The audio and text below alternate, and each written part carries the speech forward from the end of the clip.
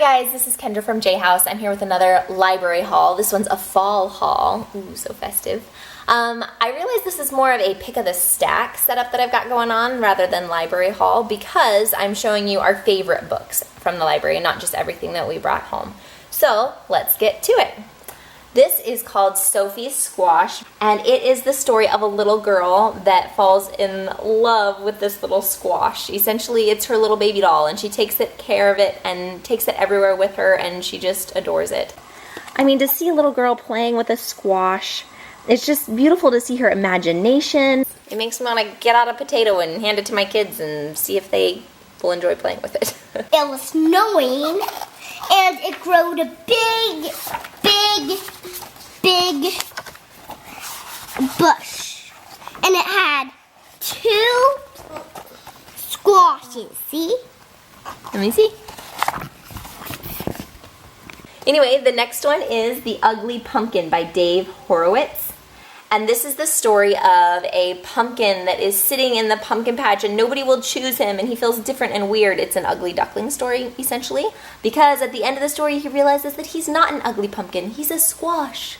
So I guess it's actually kind of a gearing from Halloween to Thanksgiving book. It's a nice crossover one for that. This is Fletcher and the Falling Leaves by Julia Rawlinson, and it's the sweet story of a little fox who it's his first winter and his favorite tree seems to be getting sick and the leaves are changing color and they're falling off and he tries to save the leaves and hold them on tight and he learns about fall and what it is. But the wolf said, "Don't worry, I'll catch you." Oh, the wolf said, "Don't worry, I'll catch you." Yeah, and the different ones change in different colors, and they did it super colors, and this is how it did it. The other one that I have about leaves is called The Little Yellow Leaf by Karen Berger.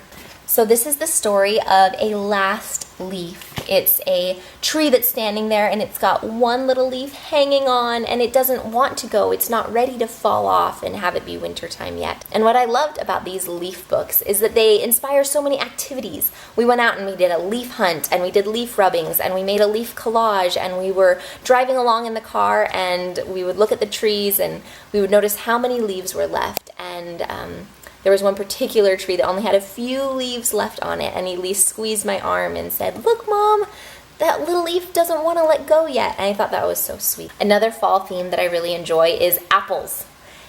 So we have The Apple Pie That Papa Baked by Lauren Thompson, and it is a very fun repeating text. This is the pie, warm and sweet, that Papa baked. These are the apples, juicy and red, that went in the pie, warm and sweet, that Papa baked. It's the story of recognizing kind of where things come from. Your apple pie is warm and delicious because it came from the apples, and the apples came from the tree, and the tree grew because of the roots, and the roots grew because of the sun. Another apple book that is my kids really like. It's oddly simple, but my kids love it. So it's Apple Farmer Annie by Monica Wellington. This is applesauce. Whoa. And she's busy making it, and that's the apple pie. My boy, Isaac, loves football. So we have The Family Huddle. It's by Peyton Manning, Eli Manning, and Archie Manning. If you have a child that's into football, it's definitely a must read. I like that it has my favorite football player, Peyton Manning. This is your favorite part? This page. Why? Because they score a touchdown. And the last book that I just couldn't leave out is not a seasonal book at all. This is called The Looking Book, and you guys need to check it out. Is this story of some boys that did not want to go outside and play. I'm sure all of us moms can relate. Turn off that TV, go outside and play. And so to solve the problem of them not wanting to go outside, she gives them lookers. See that?